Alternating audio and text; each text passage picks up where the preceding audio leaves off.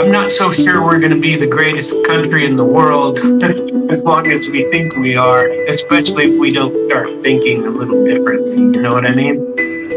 Absolutely. Let's start talking about the BRICS. Before we do, what do people in Kazan make of it all? I mean, because the city is now hosting this event, presumably preparations are underway to receive everybody. Is there excitement? Are people talking about it? Is this something that the local newspapers and television is talking about?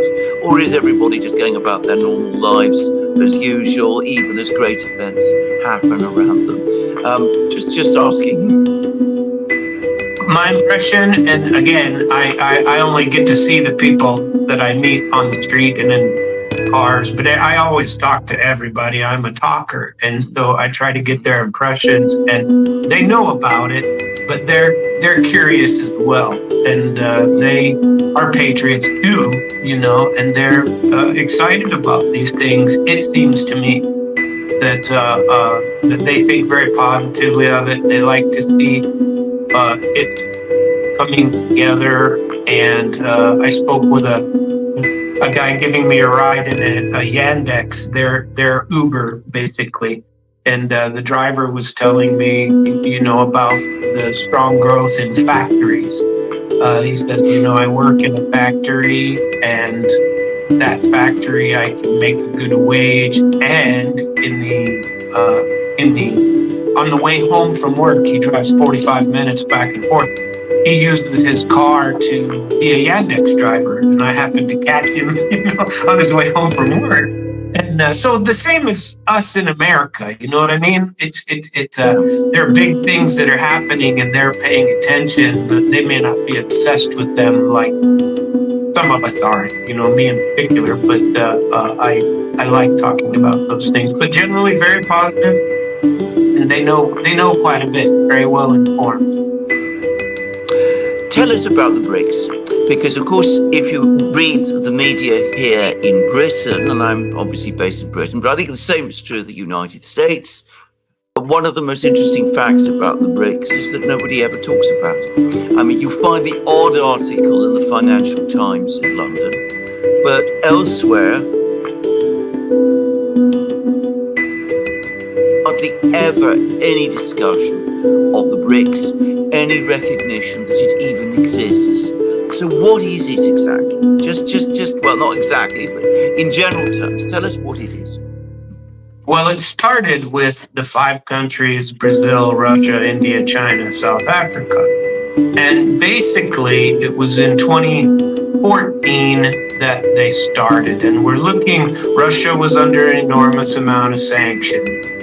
Sanctions in the U.S., I don't want to say they didn't exist, but they were extremely rare before Bush 2. And then Clinton had a few, you know, nobody's used. Obama had a few, but they really started to grow under Trump. And they've exploded under Biden, Harris, and in part because, you know, Russia's alleged invasion, if you want to call it that, of Ukraine. I don't, but some people would like to. And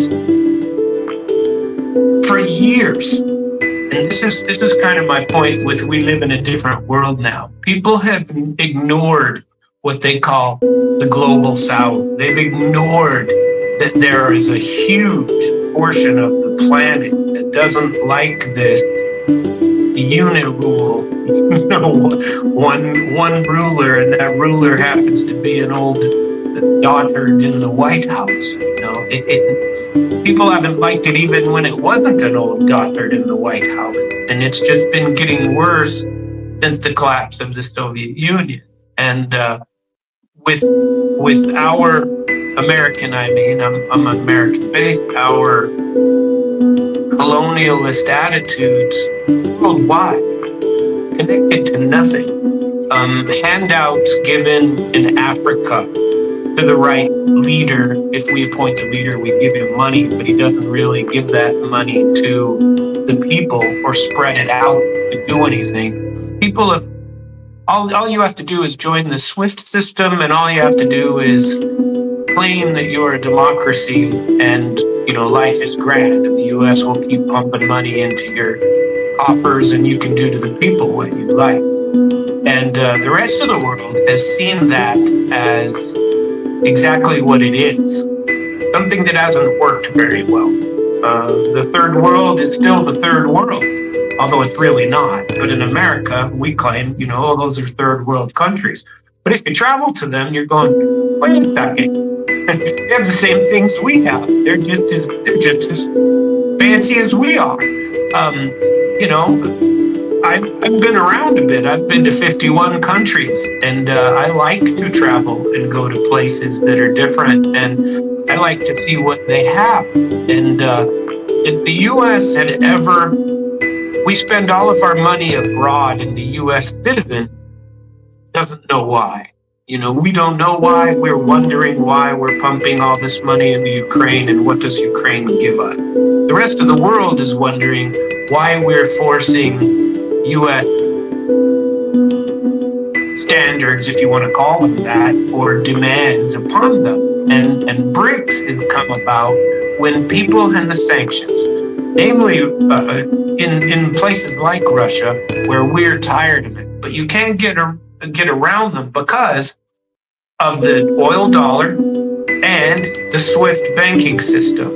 And so if you can get around the oil dollar and the SWIFT banking system, and the U.S. making money off of those for as many years as they have, and pocketing it or financing their own internal politics and games in the United States, if you can get around that, maybe there's a chance to change it. I don't know if I pronounce his name right whenever I say it, but one of the strongest proponents of this is a little bit of a surprise because he's very positive. He's pro-Western too. And his name's Jai Shankar, the foreign minister from India. I don't know if I said his name right. I never do, but I don't mean to if I'm incorrect. But I love listening to him. I think he says it, hits it right on the head every time.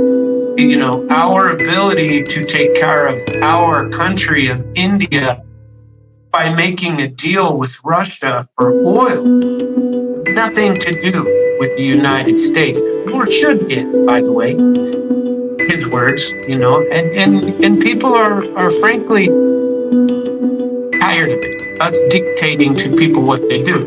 He gets his oil for by all reports 5 to 10% less than he would get it if he had to do it through the U.S. banking SWIFT oil dollar system, which is collapsing. If you pay any attention to BRICS at all, and those 5 countries, they've added another, is it 5 or 6 that are actual members. They have another 10 to 12 that are actual application that has been filed, and they have another 40 to 80 that want in. And the issues that they're discussing are whether they're going to allow them in just because they want to be in, or whether there's going to be some kind of a standards. And this past week, the big news was that Vladimir Putin put out something regarding standards. I'm not sure if you're familiar with it, but he said, anyone, we are expanding and going to accept more people, but anyone that wants in is going to have to commit to, we don't sanction people. And if you have sanctions against other people, you must remove them. And I don't want to say well said, and people say, but truly, it's a different way of thinking. And if the U.S. and the Western Bloc doesn't come around this year, they've fallen to number 2 in the U.S. and the West is now trading less globally than the BRICS countries between themselves. The BRICS countries between themselves surpassed the US and others, the Western world. They surpassed the dollar. China surpassed the dollar individually with the yen. More transactions have closed with the yuan than they have with the dollar after the second quarter of this year. And so, whether we like it or not in the West, these things are changing. And I came here specifically in an effort to find out more about that because the United States also isn't talking about it. To your point, that in Britain they don't speak about it, you don't hear about it, whether they're afraid of it or not. I had somebody say to me, "Oh, BRICS is just a buzzword." I was like, "Oh, really?" Well, that buzzword is about to destroy the United Nations and create a different. They've complained about United Nations and the Security Council and whether 5 people should be able to control the planet, or 5 countries. And I'll give you a chance to respond to all those things I've said. No, I think your point that world trade, that the greatest part of world trade now happens outside the Western system. That is the key point. It is a revolutionary change. The West, the Atlantic trade has dominated global economic activity since the 16th century. That was when the Atlantic became the focus of global trade. European merchants established their connections right across the globe. The empires, the colonial empires, followed. The United States emerged out of the British Empire. But it meant that the West, until very recently, was at the center of the global trading and ultimately economic system, because where trade happens, that's where economic activity is centered. And for the first time since then, since the 16th century, we have the shift away. We have a shift back towards the Pacific, towards China, towards the Eurasian states.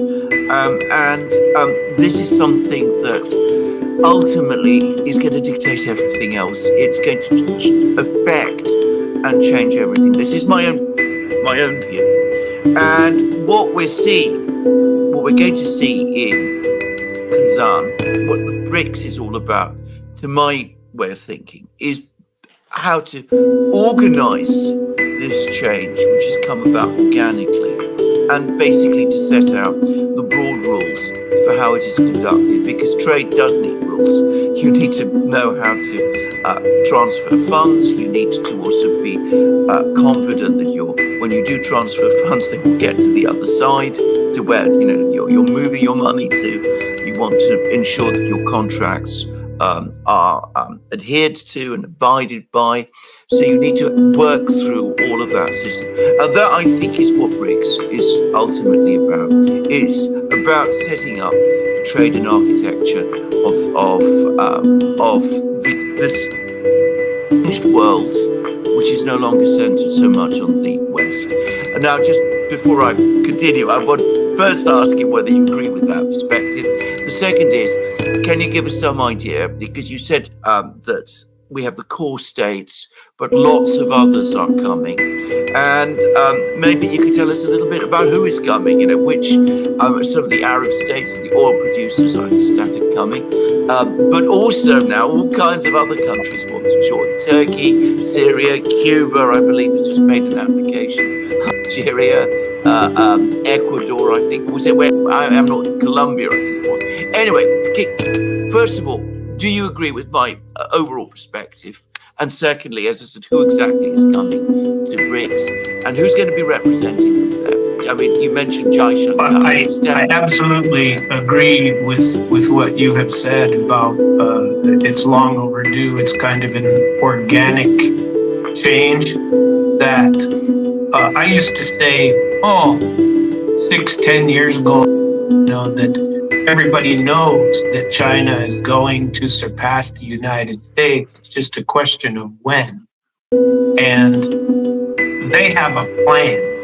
Their plan. They actually plan something. In America, our plan changes every 4 years. It's a different plan, and so you can't really make any forward progress when somebody turns around every 4 years and goes the other direction.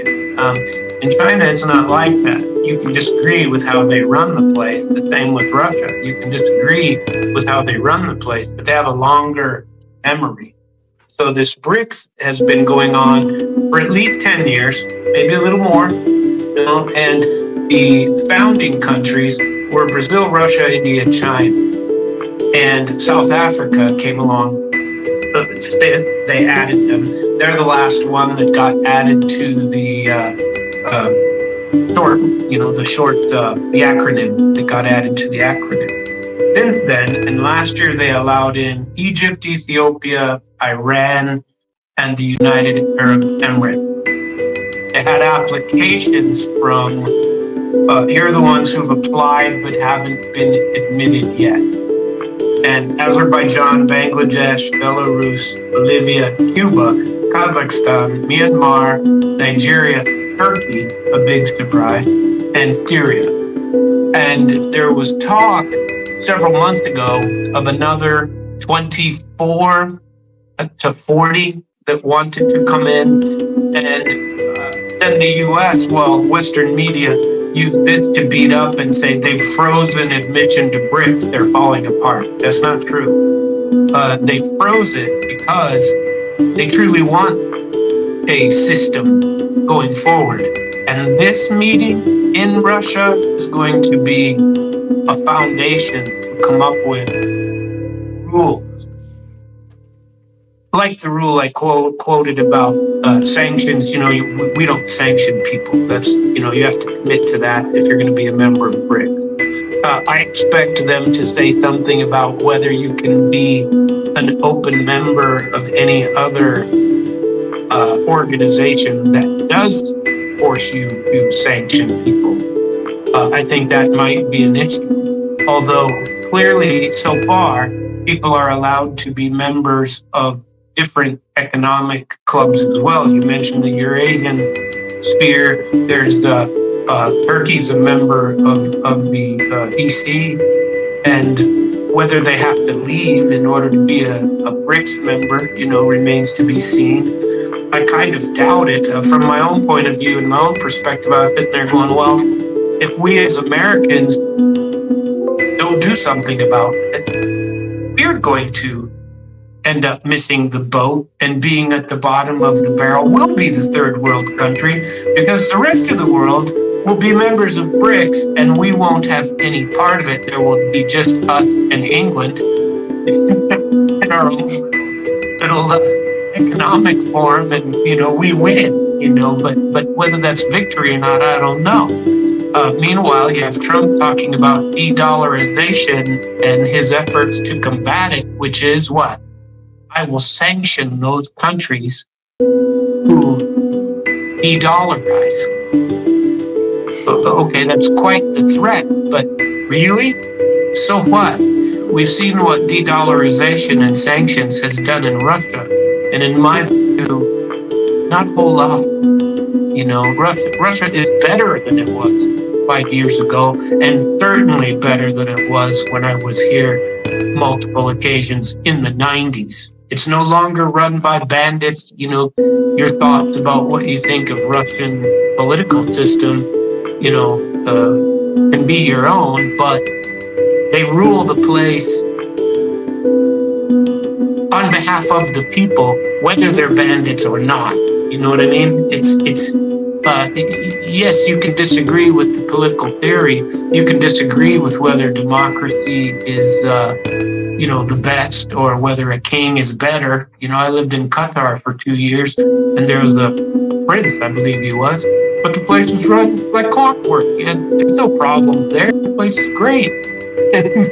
So I don't know that I'm so stuck on democracy, and this world that is stuck on democracy is gonna lose out if they don't start paying attention to the way that other people run their countries more along the lines of acceptance and diplomacy instead of forcing whatever your view is of Western democracy down other people's throats. It hasn't worked for a couple hundred years, and it's probably not going to work going forward, especially now. I think it's going to go faster and faster. I didn't expect BRICS countries to surpass the West for several years. I believe it's coming, and it's coming extremely quickly. And this conference is one of the most, you mentioned Bretton Woods, one of the most important meetings basically of the 20th century. And the 21st century, guess what? It's this meeting, I think, and what they do to organize a global structure, because the UN isn't working. If you pay attention to those Security Council meetings, which I know you do, they are strongly against. Everyone is. There were at least 10 to 15 foreign ministers that came and spoke against this hegemony and in favor of multipolarism and, honor other cultures. Quit trying to shove the will of five down the throats of the world. So, where we are. Tell us about this discussion that's going on about payment systems, because I noticed that in Russia, Putin had a meeting just a couple of days ago. His central bank chair, Nabulin, led it, which was all about setting up international payment systems. And you talked about SWIFT quite a lot. What are the Russians, what perhaps does BRICS, because it's clearly connected to the summit meeting. What's all that about? Well, if you go to the BRICS website, it's BRICS Russia 2024. There is, I did this on my radio show a couple of weeks ago. I tried to point out all of the international focuses that they are making right now. One of them being an international system of payments. There's international legal transactions and how we're going to do it. Everything that the UN or the does in New York, with all these side meetings and committees on finance, on how we pay it, on banking rules and rules of exchange, and how you determine the rate, and sporting activities and travel. There's a COVID group. People are meeting to discuss COVID, World Health. They are literally creating an international, a global society to compete with the United Nations, because they've talked about for 10 years when Sergei Lavrov gave his speech in the UN, and I always listen to him with great interest because he's so well spoken. And he said, we are meeting an anniversary here where we said that in 10 years we would address this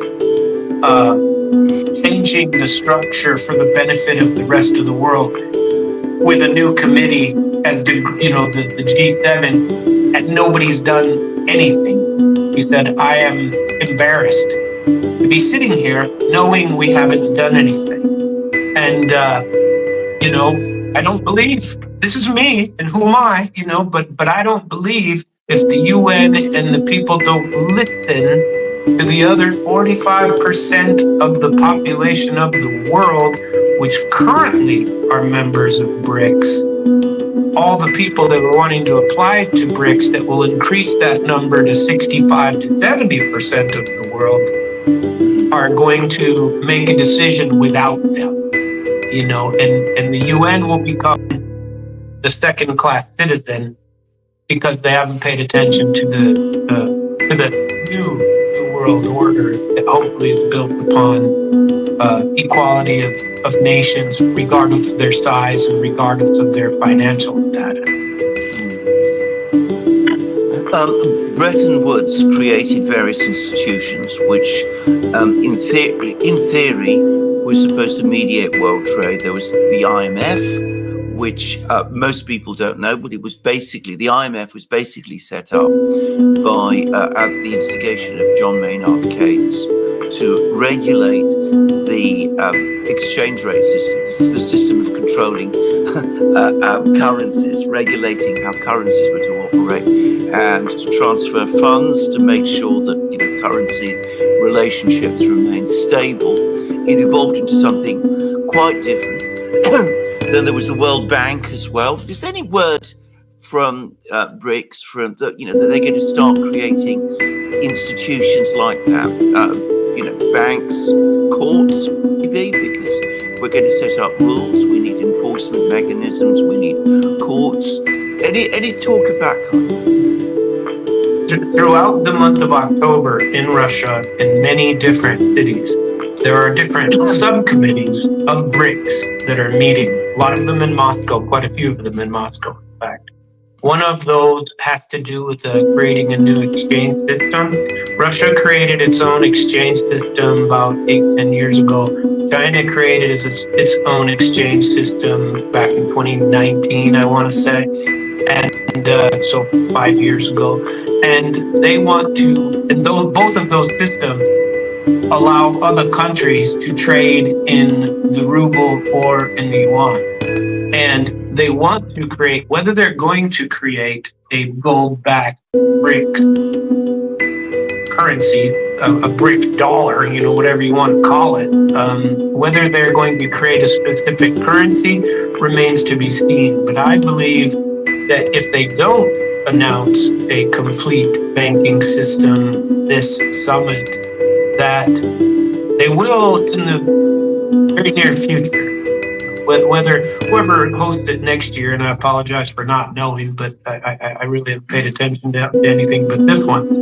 And whoever hosts it next year is going to have a lot of additional work. There are, like I said, at least 40 more countries that want to join.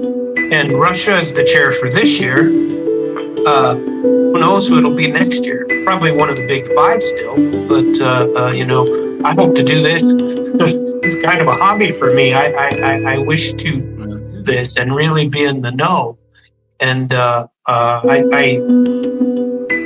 I expect a lot of things, and I encourage everyone to go and look at the BRICS 2024 website and look at all the subcommittees, at the work that they are doing. This is not a foolish pipe dream. This is a realistic group of people trying to avoid the World Bank, trying to avoid the IMF, which is how the US and the West have controlled the rest of the planet for at least 50 years, probably before that too, but it's gotten worse. When after the collapse of the Soviet Union, I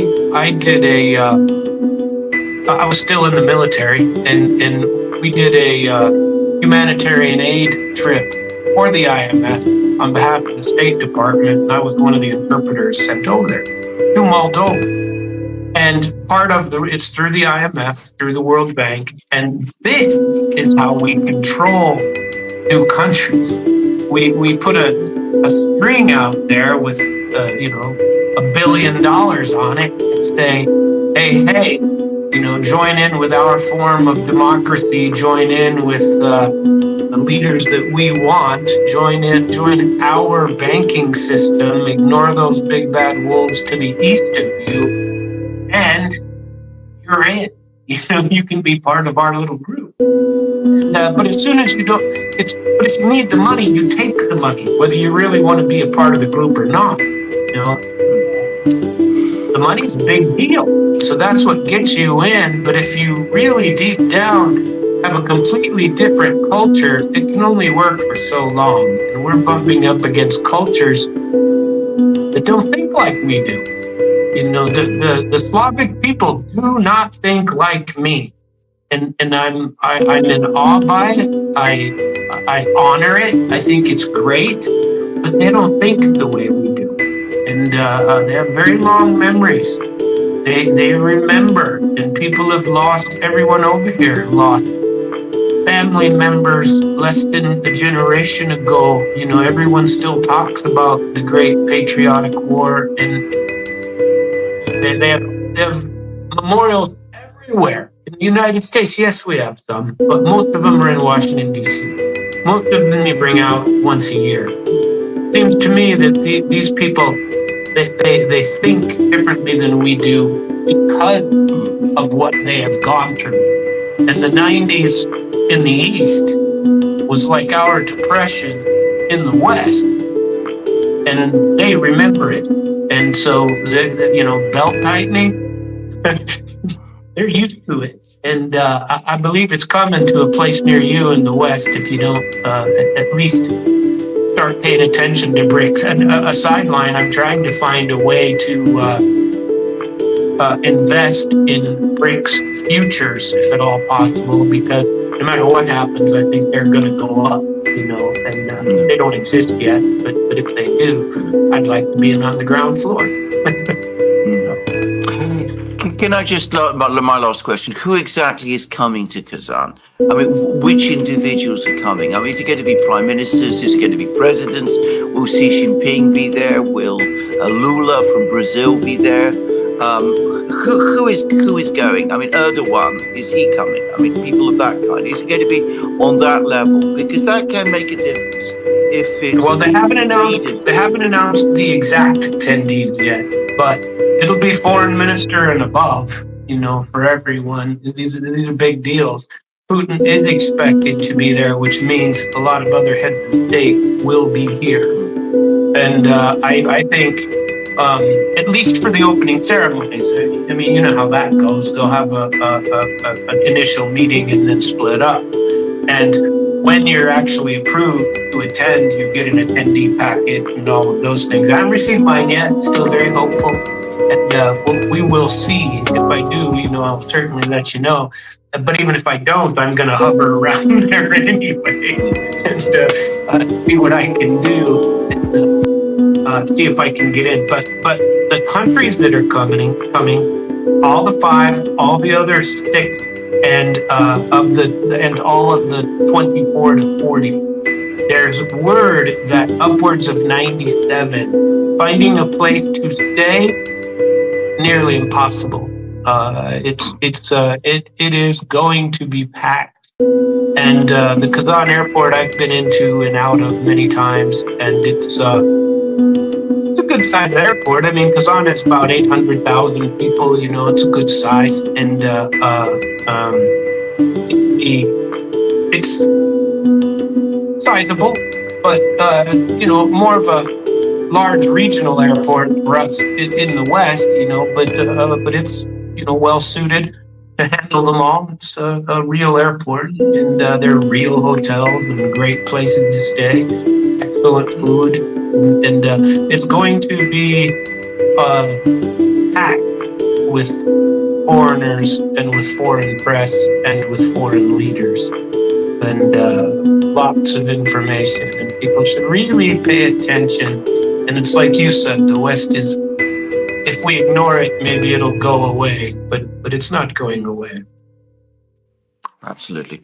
So, Samuel Trout, thank you very much. If you could just stay there a little while, I'm sure we've got lots of questions. I'll pass you over to Alex now.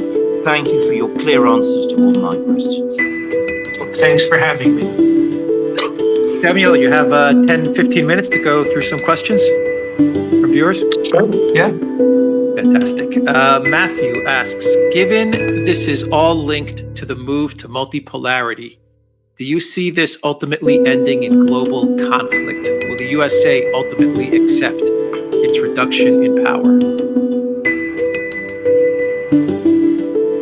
My initial response would be, I'm not sure that they have any choice. But then the subcategory of that is, I've felt for years that our country is run by maybe not maybe not the wisest of people. And we keep getting pushed toward global conflict instead of away from it.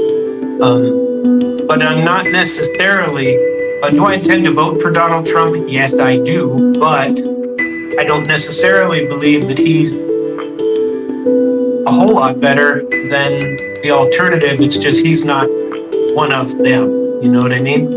And if he is smart, he won't keep saying things like, I'm going to sanction the rest of the world, I'll tell them what to do. Global player isn't necessarily being the strongest, and I'm not so sure that we're really the strongest anymore either. If our weapons in Ukraine are any example, there's a lot of argument to be made that our weapons won't really stand up to a true test. The rest of the world isn't necessarily Iraq 15 to 20 years ago. And so there's a lot of development that has gone on, and we may have missed the boat. And so unfortunately, my subcategory, I think we'd be foolish to get into more global conflicts than we're already involved in. But part of me feels like some of them are unavoidable as well. I hope not. I hope saner heads prevail, but I'm not so positive about that on my end, from what I see. Commando Crossfire says BRICS should not expand at this point, in my opinion. What do you believe? Well, I think, again, whether or not it expands isn't based on my opinion or anyone else's. The need for it to expand, at least in the eyes of those who are planning to expand it, is because, like Jai Shankar, he's been ignored for 10 years, like any other developing economy has been ignored at the global level for all intents and purposes. They are told what to do instead of being brought along. It's a different topic completely, but if you contrast what we do on the Western level, hold out the carrot, beat them with a stick, force them into sanctions, and give them charity instead of help them develop. China gives the roads and bridges. They build infrastructure in these places with loans and build infrastructure without necessarily or without at all how they must run their government, whether they have to put austerity measures in, not give benefits to certain people if they get the money. No, we give you the money to go toward these projects, and we want you to build this infrastructure, but we're not going to sanction you if you don't. This is what it's for, and we want to help you develop. They're seen as more of a partner. They say they want to be your partner.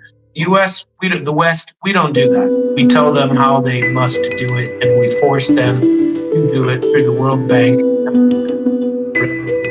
We decide to put them. My opinion on that makes no difference. The only ones that matter are those that are in BRICS.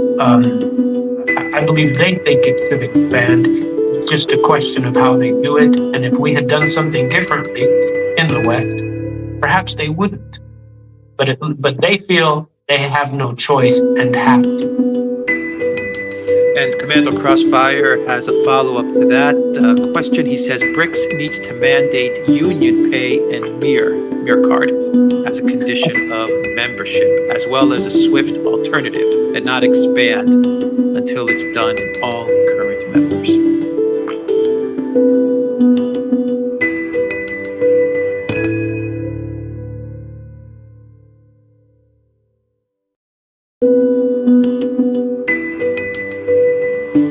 Another opinion, and the union pay system is a competitor to MIR over here and the payment systems that they use here. It's been very difficult. If you come over here only with your MasterCard and your Visa, you're not going to be paying for it. You better find an alternative way to pay, and sometimes it's not that easy. I believe they do have to expand that. I was trying to find the Chinese pay system. Union pay is one of them that works here as well, but it's hit and miss whether that works in the West and over here. You might be able to pull currency out on your Union pay card if you have a system that does it, but you can't freely transfer money. So I believe that will be one thing addressed in this conference. If they don't, I don't say I'll be disappointed, but I'll be wondering, what they're up to and why it's taking so long, because it's somewhat overdue. They do have these other payment systems, but they're not quite international. China has theirs, Russia has theirs, and they may or may not be acceptable in other parts of the world. So, can you make payments with a Union Pay card now in various parts of Russia? Have you been to any places where you can actually pay with a Union Pay instead of a Mir card? No. I don't have a Union Pay. I was looking into one to get one in the United States and try it over here, but I was unable to get that done. But my research on it says that you can pull cash out on a Union Pay card here in certain places, but they're limited to the large cities, Moscow, St. Petersburg, a couple other places, is what I understand. Don't take that as gospel, because I haven't tried it myself. But on the Mir system now, which I do have a tagged card to it, Mir card, that's accepted virtually everywhere. So, yeah, if you go to Russia, you need the Mir card. You need it, yeah. Jungle Chin asks, Samuel, could you comment on the U.S.-backed coup in Bangladesh, their man in Dhaka, Mohammed Yunus, and the possible impact on India, China, and BRICS? Bangladesh coup and the impact on India, China, and BRICS. Who, meaning the World Health Organization, I presume? No, a coup. The coup d'etat on coup. Coup on Bangladesh and the impact on India, China, and BRICS. Yeah, there's certainly some conflict there. From what I understand, is between BRICS countries. This is one of the rule-making plenary sessions that are going to be part of it as far as rule, is how they interact with each other. They don't necessarily have to be allies, as it were, even now. But from a global economic perspective, they will be expected under BRICS to keep those things separate, which the Western system does not. And so I don't know what's going to be the result of that. It's too early to tell. But certainly how conflicts are resolved in the world legal structure through the BRICS, it's also one of the sessions that they're going to be discussing as well.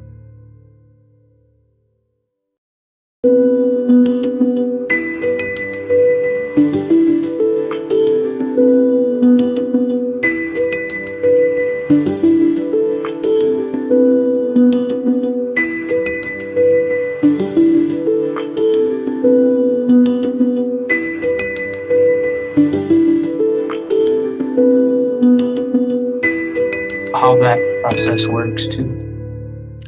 Elza says, Jai Shankar about BRICS, quote, the G7 will not let anybody else into that club, so we go and form our own club. The arrogant West did not see that coming. Yes, I'll agree with that. I liked that particular interview, and he is always so well spoken when you listen to him, and he makes a lot of sense. And, from the American perspective, we're a bunch of know-it-alls on the world stage, you know what I mean? And it's long past time for people to really understand that just because you're not from America doesn't mean you're not intelligent or that your opinion doesn't count. And I know that's extremely basic and somewhat condescending, but sometimes from the Western perspective, the non-Western perspective, that is how people see us from America. We should ask more questions instead of dictating response, to our own questions. You know what I mean?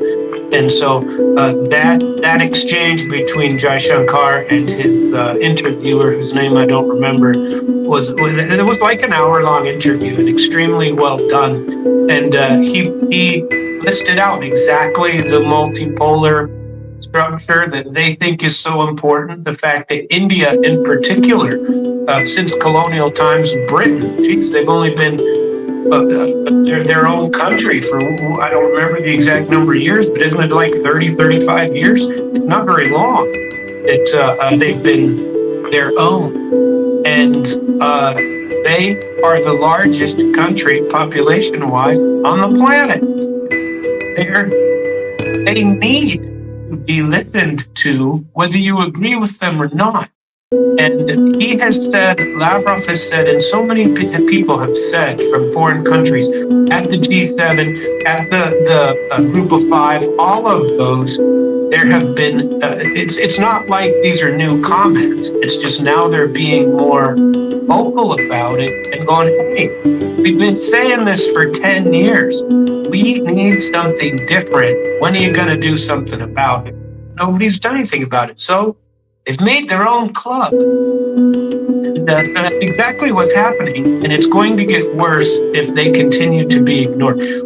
Worse or better, depending on how you look at it. If you accept the fact that we've been dictating what other people do for years and accept them as a partner instead of a competitor, perhaps things will change. That could be a little, I don't know what, optimistic, I suppose, but then again, why not? It's what else? What do you have to lose? Maybe a few more wars, maybe a few more million of people, killed for useless purposes, really.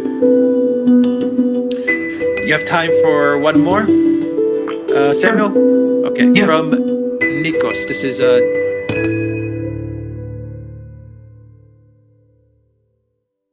question. Recently, Wikipedia declared that Russia and China are dictatorships. Russia and Belarus are both prosperous. So why is the West better than them? I've never believed better than them, and I'm a person who grew up with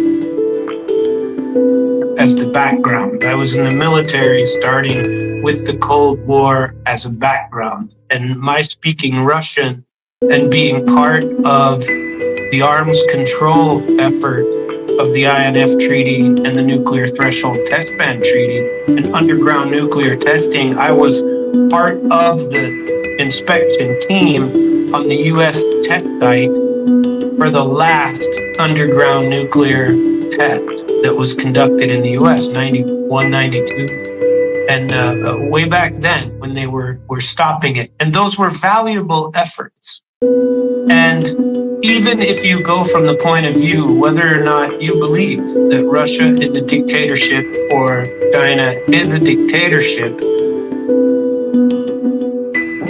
who are we to dictate what another country should use as their form of government? What made us the ones who get to say that you can't have a kingdom or you can't have communism? If you claim that U.S. democracy is any better than the rest of the world's systems of government, that's a lecture for another, 3-4 hours that I could conduct and would happily do so. But our government is just the weapon of the people that use it just as much as any dictatorship. And so that would be point number one. The question number one, whether or not they are dictatorships, Vladimir Putin has at least an 80% approvability factor in his own country. You can believe that or not believe it. I believe it because I've spoken to so many people over here, and not all of them are afraid to say in the privacy of a coffee room chat with Samuel Trapp, I tell you what I really think. No, they tell you what they think. They're as vocal as I am. And they the bulk of the people are very supportive of what he's doing. Remember why? He turned around this country. Believe it, don't believe it, you don't have to trust me on that. But the people believe it because they had the 90s. The country was run by bandits. They were stealing everything. This is something we can feel free to talk about now. I was here during plenty of that, and it's a different country now than it was then, whether you accept it or not. So dictatorship or not dictatorship, different form of government, okay. But if you can back your people on the world stage, nationalist or not, I think Putin has done a good job of doing that. He's not my president. No, I don't have to back him. I don't back him. He's not my president. But a lot of times I don't back my own government. I'm very vocal about that and about some of the negative things that they have done. But I don't necessarily see that as whether dictatorship or not. I don't believe that. I don't believe there's enough evidence to say that it is a dictatorship. And I could put plenty of arguments on the other side of that. But the bigger point is, what does it matter as far as the world stage goes? I don't believe it does. So that was part one. Part two. That was part one, and part two is we've seen Putin and his accomplishments and BRICS, as well as his own society. However, I think he has ignored the young people in Russia.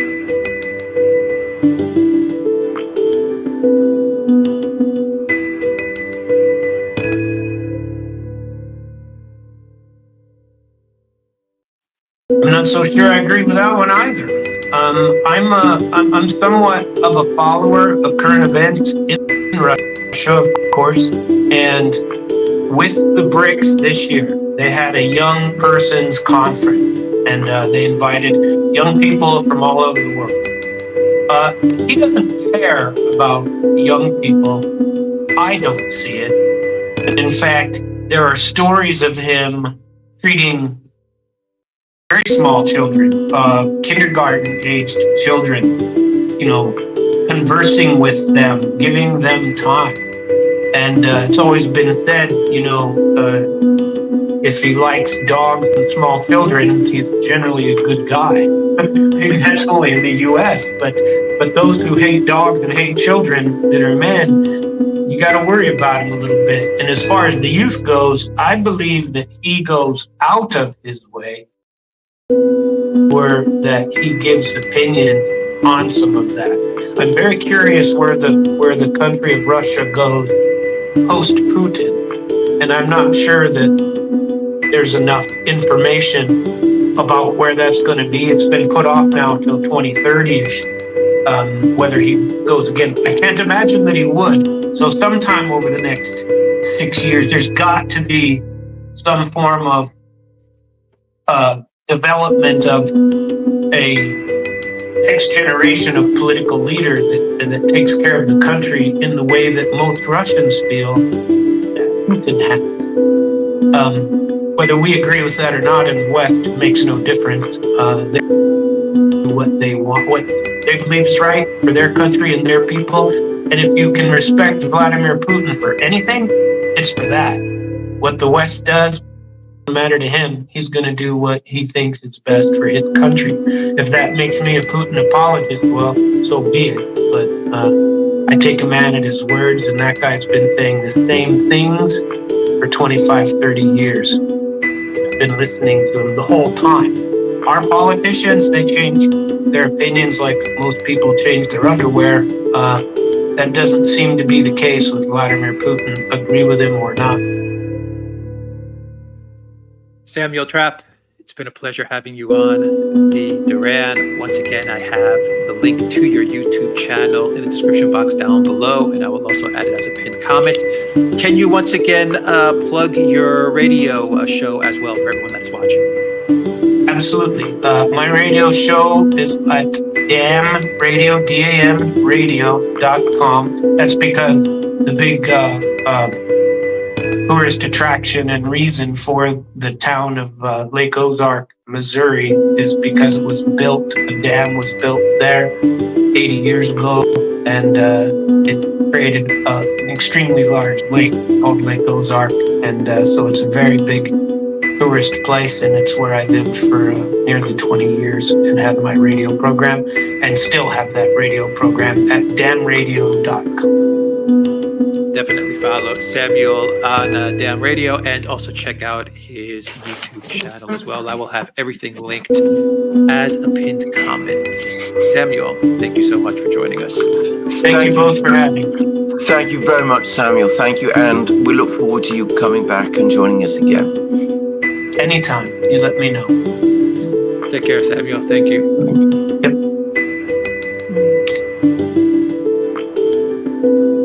All right, Alexander, you with me? Absolutely. All right. Let's answer the remaining questions. Mm-hmm. From George. Welcome to the Drag community. Thank you, George, for joining us. OG Wall says, good day. Good day to you, OG Wall. And Andrew Bird is a new member to the Drag community. Let's see here. Life is the fun. Thank you for that super sticker. Commander Crossfire says, member of hostile military alliance can't join BRICS.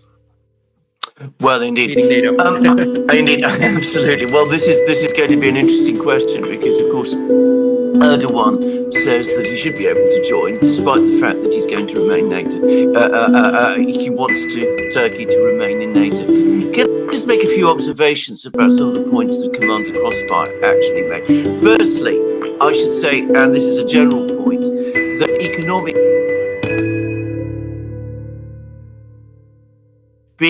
huge economic change, the change that we're talking about, Bretton Woods and all that, when it happens, it can be very, very sudden. So things move and change gradually and build up to a certain point, and then suddenly, boom, everything changes. The last big year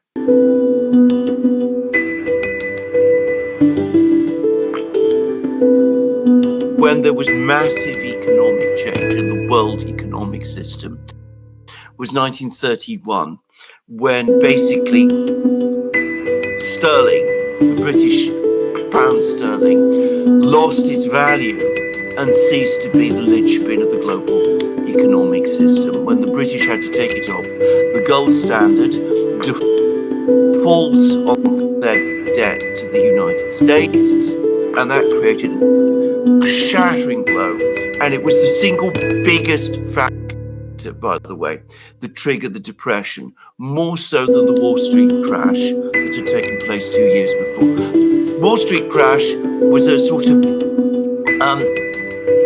quake that led us towards that bigger crash that happened 2 years later. So, that's the first thing to say. But on a number of points that Commander Crossfire made about making union pay and mere obligatory, I think two things to say. These are national systems, and I think that what the BRICS countries will want is not to extend national systems, but to bring together other systems and to create an international system that connects all of them.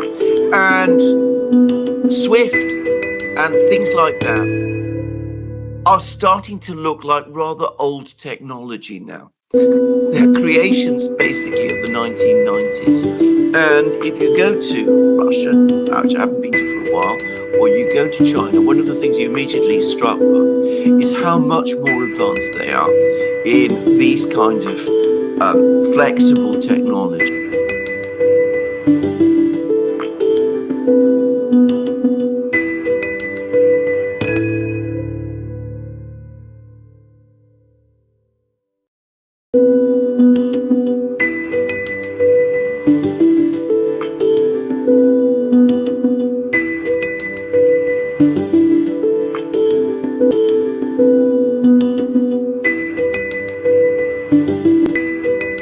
And the use of them than we are. So I I'm going to make a guess. I think we're going to get an international payment system, and it is going to be very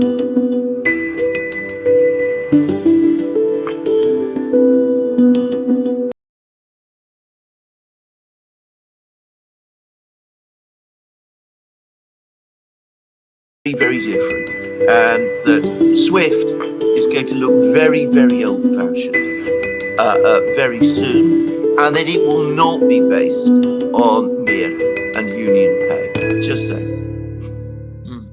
Commander Crossfire says BRICS needs its own credit rating agency. Cut the West ones. It already has. It already has them. They've already set them up. And Commander Crossfire says BRICS needs to establish a joint fund to immediately pay off World Bank IMF debt owed by members. Make a condition on joining no IMF or World Bank debt with free economies. That is moving forward. But I mean, why? I mean, why you insist on something like that? I mean, you can have rival systems, and people will prefer one to the other. Inevitably, they will go where the good money is. That's always been my experience, actually. Yeah, exactly. Competition. And just to finish off the questions from Commander Crossfire.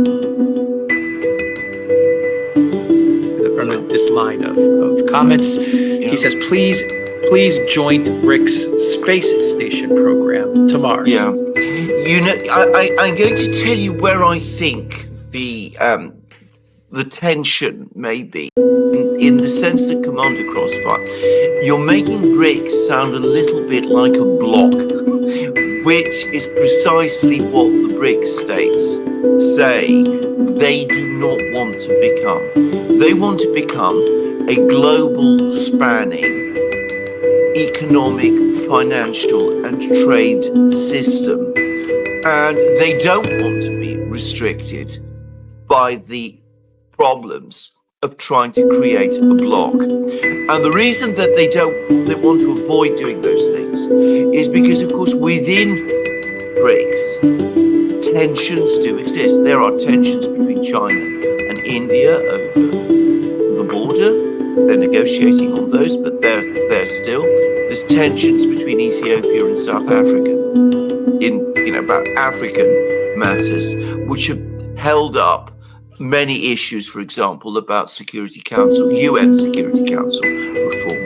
There's tensions between Brazil and some of the other Latin American countries that want to join BRICS. So creating a bloc would be both incredibly difficult and very time consuming, whereas what they want to do is move forward with these economic things that they want to do so that they can get trading flows going.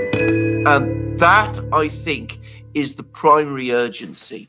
And that's why at the moment they're focusing on international payment systems and credit systems, things of that kind, and joint sets of rules for how movements of goods takes place, rather than saying, well, if you join us, you can't be a member of that, or if you take money from us, you can't take money from someone else. I think that they want to avoid that, simply so that they can get this thing up and running and moving forward as fast as it can go. Nick, thank you for that super sticker. Michael G says 2 questions. What is the likelihood of Russia taking Kharkov and Odessa? Also, what are your thoughts on continuing to invest in gold long term? Right, let's start with no investment advice. No investment advice. No investment advice. Absolutely. Let's start with Kharkiv. Let's start with Kharkiv and Odessa. Again, I've said this many, many times, and I want to say this once again. I cannot imagine any situation in which this conflict in Ukraine ends without the Russians making some kind of arrangements concerning both Kharkiv and especially Odessa. I mean, there's an enormous emotional connection to both places, especially Odessa. Both cities are have been historically a key part of the Russian economic landscape. And in the case of Odessa, there is also the ultimate issue of control of the Black Sea, in the sense that if Odessa remains part of a pro-NATO Ukraine, then the position of the Black Sea is insecure for the Russians. And I think that's now become very clear and is a major priority for them. How that will happen, I don't know. It could go all the way from outright annexation, which, by the way, I suspect a lot of the people in these two cities would want. They would want to be back in Russia again, or they might conceive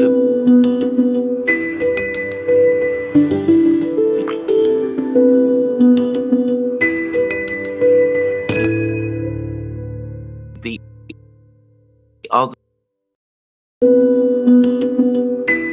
arrangements. But that will depend on the bigger question of how this war ends, and that's partly a decision for the Russians, but it's partly a decision for the Ukrainians as well. I mean, if they negotiate now and try to come to terms with the Russians, they could save something. If they go on fighting, as they seem inclined to do, then of course they might end up with nothing, in which case annexation of Odessa and Kharkiv becomes a real possibility. But one way or the other, the Russians will want to have some say on what happens to those two cities, and absolutely they will be very concerned about the welfare of the people there. Now, about gold, I suggest the person to go to is Peter Schiff and people like this, because as Alex correctly says, we are not investment advisors. The Black Cat, thank you for that super sticker. From Nikos, he says, good economy and order are not enough for the young people in Russia who are against Putin at only 20% support. As a Greek, I cannot understand this. Where do you get that figure? 20% support? 20%. Yeah, I haven't seen that anywhere at all. On the contrary, and I'm taking this increasingly from the media here in the West, I gather that not only does Putin have support amongst young people, but that support is rising and is getting stronger. And in fact, that amongst Russian teenagers, one of the effects of the war has been that they've taken a very, very strong patriotic turn. Now, can I just say, my wife used to go to Russian universities. This is obviously before COVID and before the war and all of that. But I mean, she did. She used to lecture at places like Bauman, the Bauman Institute in Moscow. She had connections with many universities, and she also went to universities in the Urals. This is as part of a project, by the way, to encourage study in English literature. And it was, a British government-backed project. And I accompanied her on some of these visits. And as a result, I met a lot of Russian university students. And I didn't find that this characterization of them as anti-Putin liberals had any connection to reality whatsoever. It was absolutely not my impression at all. They seemed to be deeply patriotic. If they were critical of Putin, as some of them were at that time, they tended to lean more towards the Communist Party. That was my impression, not that they were pro-liberal or pro-Western. I think this is all based on myths and beliefs that the people in the West have, and perhaps some of the activities that Navalny got up to in Moscow. But I absolutely do not myself see any evidence of this, and I don't really see where these opinion polls have come from that you're quoting. And if they do exist, I suspect that those opinion polls are profoundly wrong, and they don't match up in any way with the opinion poll data that I see. Just saying. Nikos says Greece became, as of 2023, the most stressed and depressed nation in Europe. Our cities have ruined houses and our streets are filled with garbage. To my Russian brothers, appreciate what you have. I think I would agree with your sentiments about Greece. I haven't been there actually for a while, at least not very much. When I go for all kinds of reasons, I tend to end up in Athens. But my brother tells me much the same as you. Nikos says Putin has governed Russia since I was born. Question, Duran. Who is going to succeed him? My choice would be Maria Zakharova because she is a badass. Yeah, well, Maria Zakharova's not gonna. Yeah, she's not. It's not going to be. It's not going to. I am not an expert on Kremlinology, so can I just say that? I mean, on the one occasion when I ventured a guess, which was back in 2011, I thought Medvedev was going to run again, and I was wrong. So there you go. So I am not going to try and venture further guesses. The rumor in Russia, the person people are talking about, is Alexei Dumin, who is the former governor of Tula region, who's had a background in Russian special forces and is considered to be an extremely capable administrator and managed the military and industrial industries in Tula very well, and who's widely liked and who's just been promoted to a position in the Russian Security Council. So he might be the rising man, but don't take it from me. I don't know. From Ralph Steiner, how can the USA pay off a $36 trillion national debt and $220 trillion of unfunded liabilities without imperial pillage and plunder? One must be realistic. Well, you're absolutely correct. I mean, he can't pay them off anyway. I mean, if it engages in absolute plunder, there's not enough value in the world to pay off a debt on that scale. I mean, that's the reality of it. Part Film Co-op says, is the official story of World War II worth revising?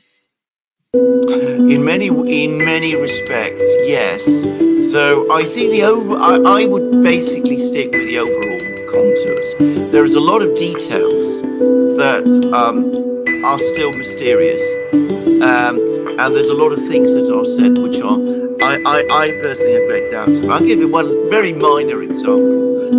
The official line in Britain is that the Germans were unable to run spies in Britain, that the British detected all of them. I have good reason to believe that that is not true, actually, and that there were spies, and that some of those spies got access to pretty high-level information in London. But anyway, I mean, that's a detail. I think that there's an awful lot more that we can find out. But as I said, I think the overall contours of what happened in the Second World War, probably we've got that about right.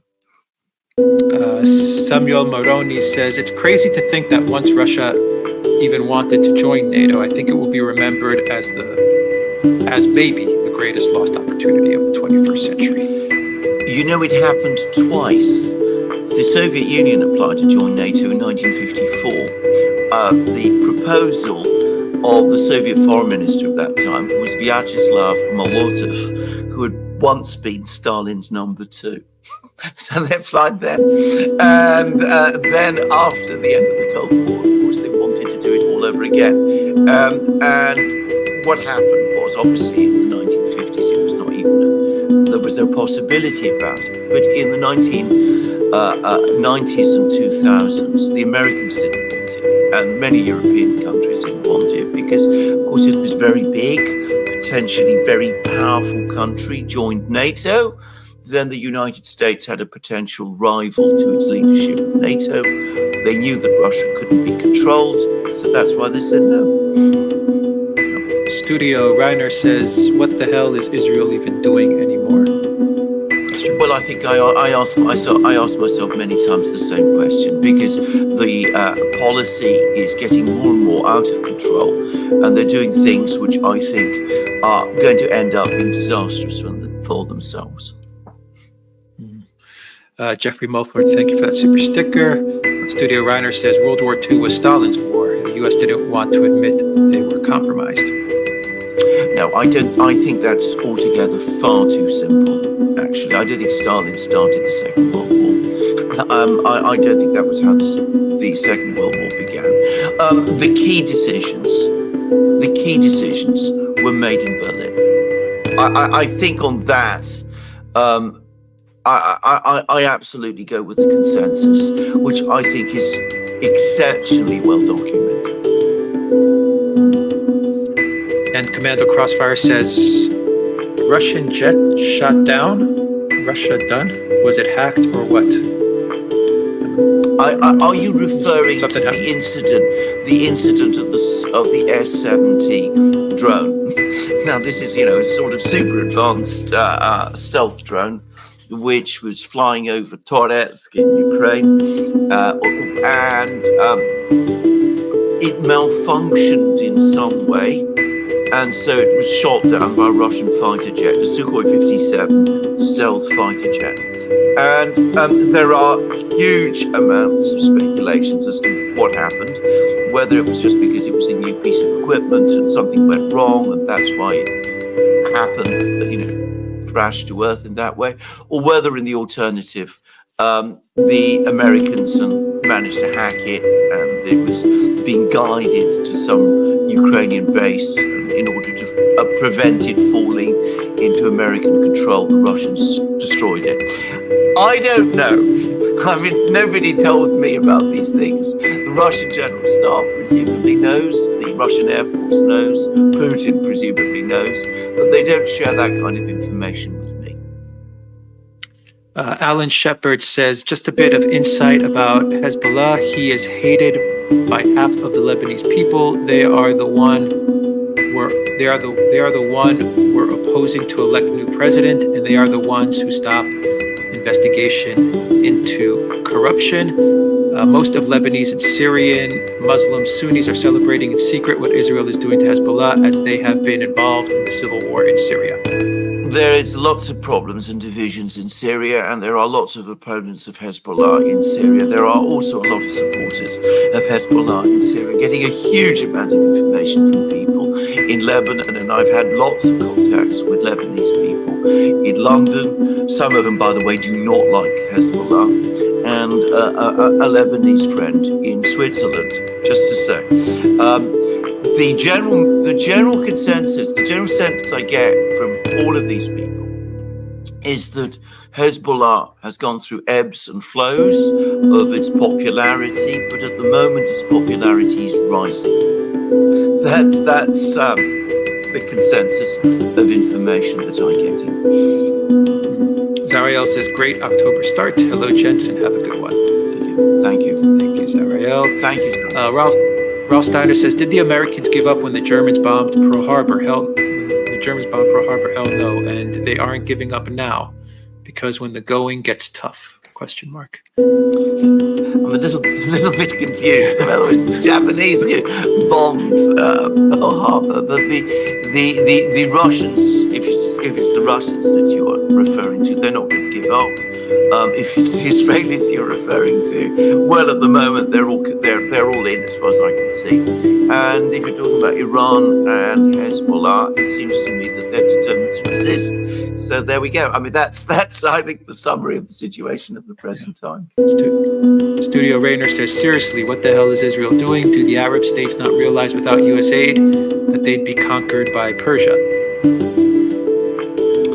Well, whether the Persians, the Iran, has the ability to conquer the Arab states, I very, very strongly doubt, if I have to say. And I think if they started that kind of operation, global community would oppose it anyway. And I don't get the sense that that's really what the Iranians are in for at the moment. Iran, it's widely overlooked, but 2023 up to October 7th had been for Iran a miracle year. They'd got admitted into BRICS.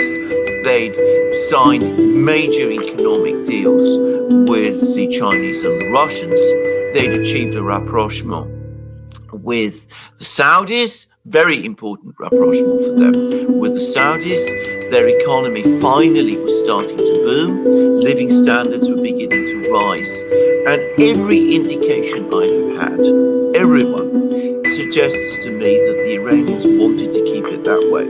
They wanted at least 5 years of peace and quiet so that they can develop all of these things and put their economy on a stronger footing, consolidate the political situation in Iran itself, work out who the successor to Khamenei is going to be. Remember, he's 85 and not particularly in good health, and build up their armed forces.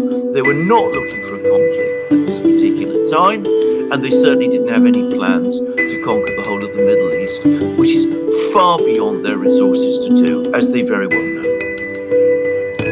437 THX 1138 says the U.S. military industrial complex is not going to give up that cash flow. How far will they go? I'm worried about it. Well, that is the big question that it lies, in the background in all our programs. How far will they go? I mean, what will the United States do? Will rational voices prevail?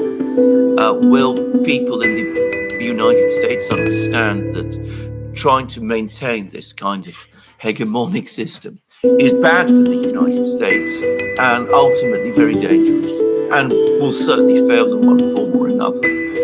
Or will the United States take a turn, start to prioritize its own problems, in which case, if it starts to do that, I'm confident that it can again prosper. This is the big unanswered question, and so much depends on how things develop in the United States, and the elections that are coming, of course, are going to be an important message and also, a pivot point. But, I can't answer that question. Again, it's one of those huge questions that is very difficult to give a simple answer to. Alan Shepard says, Alex, why are you still single? Time to find a lady and get married. This is addressed to me, Alexander. Obviously. Well,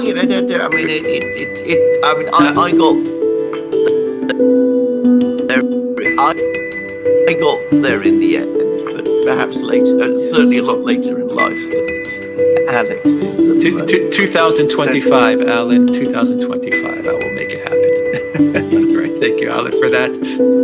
Nigel Green says another interesting stream, lads. And finally, Studio Reiner says, right, about World War II. Prior to Hitler, the Allies were all united against Stalin, but Stalin had spies everywhere. It's why France fell so easily. It was already weakened. Well, Stalin did have spies in many places. He certainly had lots of spies in London, and as it turned out, he had lots of spies in Berlin as well, by the way. He wasn't always listening to the information his spies were giving him, as we now know. I think the collapse of France in 1940 is, again, one of those huge events which changed the shape of history, and they had many, many different causes, most of which connected with a deep-seated crisis within French society, which I'm not going to talk about in a program now, because this is a whole huge historical subject that we could talk about endlessly. But basically, France was still working through the major changes that had happened during the French Revolution in the 1920s and 30s. There was still an awful lot of people in France with monarchist sentiments who resisted the revolution, the ideas of the revolution. There was a huge rise in communism, support for communism, major labor and working class unrest, all the same problems that afflicted other countries because of the Depression. And there was an ossification within the political system and within the military as well. And all of this cumulatively created a crisis in France, which meant that when the country found itself up against a dynamic adversary, which is what Germany at that time was, with enormous interest in technology, it simply wasn't ready to withstand what happened. But as I said, it wasn't just a question of spies, a few spies here and there. It was problems, deep structural problems within French society. And of course, the Germans had a part to play. Just saying. Ralph asks, does Israel have any spies in Washington, D.C.? I'm sure it does. Well, I'm sure. I know, we all know it does. The big question is not whether they have spies in Washington, D.C., as, by the way, one would expect them to do. I mean, given how important the relationship with the US is, I mean, the Israelis would be negligent if they weren't taking steps to find out what's going on in Washington, even if it's not necessarily has to be done through spying, but they will have their own people in Washington keeping them informed and briefed about what's going on. And that's understandable. The big question for me is, does Washington have spies in Israel? Because I think it should do. I think it needs to be much better informed about policy making and decision making in Israel than it is. And I get the sense that Washington, not just the administration, but Washington generally, has very, very little idea and understanding of what is going on there. And from Samuel Moroni, was the USSR collapse inevitable? Could it have been avoided? I don't think anything is ever inevitable in history, and I can imagine that things might have been done which could have had different outcomes. But I'm going to say something. The Soviet Union of 1984, before Gorbachev came, that was unsustainable, as everybody, including the Soviets, including, members of the Communist Party who opposed Gorbachev, all understood. The question was not whether there should be change. It was what direction that change should take.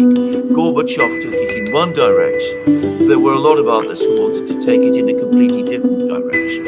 Maybe if they'd won out in the power struggles in the Kremlin, that would have worked out better. But again, also, you always have to remember that the Russian people also had their say. I mean, they were not just passive onlookers to what happens. They had agency too. And again, they wanted changes, and they wanted changes of a particular kind.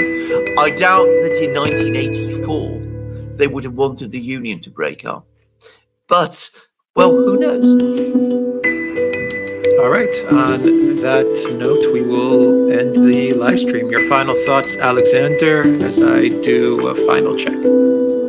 We're in a pivotal time. I mean, this is a moment in history which people are going to look back on, and they're going to look at and say, all of these things were going on, and people in the West were oblivious to them. And just as Bretton Woods was, this small meeting people in this small town in the United States. And if you've been following the news in 1944, if you've been reading all the newspapers in Germany and Britain and the United States, you might not know anything about Bretton Woods. You'd be interested in what's going on the Eastern Front and the Western Front, in the fight against Japan, and all of that. And in fact, Bretton Woods was a colossal event. I think it's going to be exactly the same with Kazan. We are rightly, heavily focused on, the wars in Ukraine, in the Middle East, but what is going to happen in Kazan is at least as important. And the fact that all of these wars are going on, even as this meeting, as this new restructuring of the economic system are taking place. These are connected events. They're all signs of the great transition that we're going through at the present time. And Commando Crossfire says Putin said the USSR collapse could have been avoided. Yeah, I know, absolutely. And that's, he quite plausibly, he's right. I should say that the proposals for economic reform in the Soviet Union went back to before Stalin's time. We know quite a lot about what Stalin was up to in the last years of his life. And we know that he was planning a very extensive economic reform himself. He wanted to reintroduce market aspects into the economy. He wanted to move towards a gold-backed convertible ruble, though it's not exactly clear what that would have involved. But he wanted to introduce it by 1958. He already was seeing that there needed to be changes even that far back. The problem was that his successors lacked his authority and weren't able to conduct reforms and never had a clear idea of what those reforms should be. And the final two questions, Alexander, final two super chats. Studio Reiner says, first time in history, 1 year live genocide. It's like the Hunger Games. That is from Studio Reiner. Oh. And from Ralph Steiner, no one saw World War III coming, right? Nobody did. And nobody saw, but nobody saw World War I coming. Lots of people saw World War II coming. Just to say. So, sometimes people can see wars coming. Yeah. And from Tabernacle, getting high on our own supply, law of attraction isn't a military or political strategy. Believe, conceive, achieve is for yoga, not world affairs. I completely agree. I totally agree. By the way, on the question of seeing wars coming, I just would point out that we were saying back in August that there was going to be a big smash in the Middle East. We said it. Just go back and watch our programs. And Studio Rider says, Yuri Bezimov, the Cold War never ended. We are Soviets now.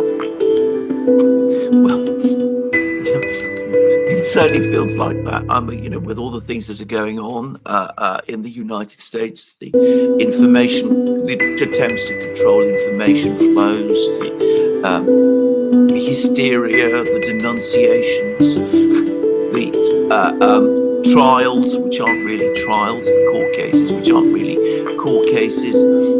Those of us who studied Soviet history do indeed get a very profound sense of deja vu. And Aisha says, I'm a young Russian. I sort of support our foreign policy, but concerned about the censorship here. They banned all Western social media here. Thoughts? Yeah. I also think it was a mistake, actually. It was a mistake. It was a reaction as well. It was a reaction as well, which is, we did a program a short time ago with Ian Proud, former British diplomat. He said that the Russians are very symmetrical in their thinking. He said the West does something, they tend to counter by doing the same thing back to the West. And sometimes that is not actually a good idea. I think they would have been much better advised leaving things basically as they were. Just saying. Certainly with YouTube, just to say. Well, yeah. If there was no banning in the collective West, there would never have been any Russia either. But still, I think that the banning was not the right move. Even though it's symmetrical, I don't think it was the right move. They could have done something else. They should have left the platforms open. Yeah. Jamila says, "Great work, gentlemen." And quick question: Why Russia is not going a little bit faster? Yeah, I ask this question all the time. I think that the Russians have developed their own idea about how to conduct the war, and I think that they feel that it's working well for them. It limits casualties. It prevents excessive political strains back home. It's also acceptable to their international backers, China, India, Brazil. They can work with the Russians whilst it is conducted in this way. And last but not least, and I think this is something that I hadn't myself thought about until fairly recently. But last but not least, I think that by going slow now, it ensures that when the Russians achieve their victory in Ukraine, it will be a total one. That resistance there will have been ground down to the point where further resistance beyond the wall becomes basically unthinkable. And Ralph Steiner says, "Did you just fall out of a coconut tree?" Going Kamala Harris. All right. Well, yeah, we'll leave it there on Ralph's super chat. Yeah, we will leave it there. All right. Thank you to Samuel Trapp for joining us on this live stream. Thank you to everyone that watched us on Odyssey, Rockfin, Rumble, YouTube, and the Duran.locals.com. Please join us on the Duran.locals.com. That is where you can find all of our work, just in case something happens. You can find everything on our locals page. And what else, Alexander? I think that's it. That's it. Do you have anything else? No, I've got nothing else. Absolutely. Well, of course, absolutely. Welcome to our moderators, but fascinating program.